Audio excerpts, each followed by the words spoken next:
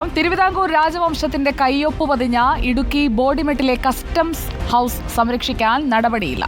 രാജ്യവ്യാപകമായ GST നടപ്പിലാക്കിയതോടെ ഇവിടെ പ്രവർത്തിച്ചു വന്നിരുന്ന സെയിൽസ് ടാക്സ് ചെക്ക് പോസ്റ്റിന്റെ പ്രവർത്തനം നിലച്ചതാണ് രാജമുദ്രയുള്ള കസ്റ്റംസ് ഹൗസ് അനാഥമാകാൻ കാരണം.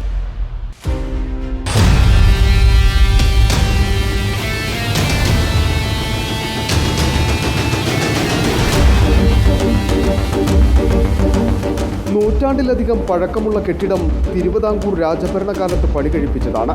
കാലപ്പഴക്കത്താൽ കെട്ടിടത്തിനിന്ന രാജകീയ പ്രൗഢിയും നഷ്ടമായിരിക്കുന്നു. ഒരു വശം തകർന്നു വീഴുകയും ചെയ്തു.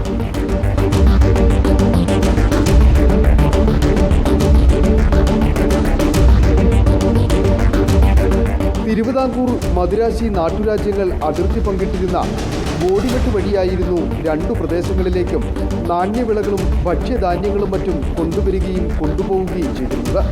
ഈ സാഹചര്യത്തിൽ ഖജനാവിൻ്റെ സമ്പത്ത് വർദ്ധിപ്പിക്കുന്നതിനായി തിരുവിതാംകൂർ മഹാരാജാവ് ചുങ്കം പിരിക്കുന്നതിനു വേണ്ടി കസ്റ്റംസ് ഹൗസ് എന്ന പേരിൽ ഇവിടെ കെട്ടിടം പണി കഴിച്ചു.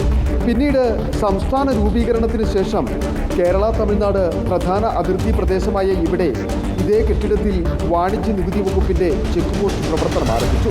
കെട്ടിട നിർമ്മാണത്തിന് ശേഷം പതിറ്റാണ്ടുകൾ പിന്നിട്ടപ്പോൾ ഓടുകൊണ്ട് നിർമ്മിച്ചിരുന്ന മേൽക്കൂര പൊളിച്ചു നീക്കി പകരം ഷീറ്റ് മേഞ്ഞു.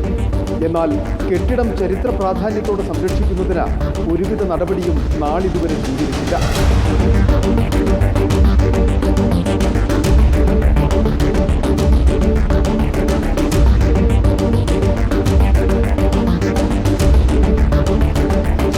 നമ്മുടെ ജില്ലയിലെ ഒത്തിരിയേറെ സംരക്ഷിക്കപ്പെടേണ്ട ഒത്തിരിയേറെ രാജഭരണകാലത്തും അതുപോലെ ബ്രിട്ടീഷ് ഭരണകാലത്തും നിർമ്മിതികൾ നിരവധിയായിട്ടുണ്ട്.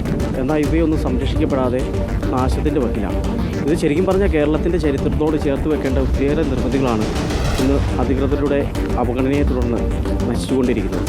ഇപ്പോൾ ബോഡിമെട്ടിലെ ചെക്ക് പോസ്റ്റിൽ കസ്റ്റംസിൻ്റെ ഒരു കെട്ടിടമുണ്ട്. തിരുവിതാംകൂർ ഭരണകാലത്തുള്ളതാണ്. അത് രാജമുദ്രയോട് കൂടിയുള്ള കെട്ടിടമാണ്.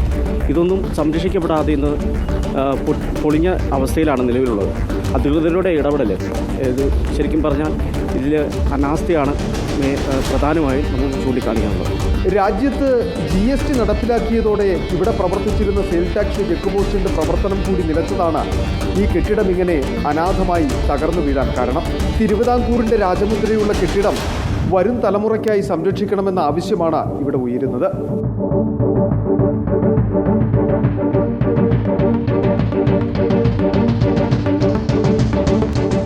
വീഡിയോ ജേർണലിസ്റ്റ് സന്തോഷ് ശേഖവർക്കൊപ്പം reporter Sandeep Rajakkad, in reporter Idukki.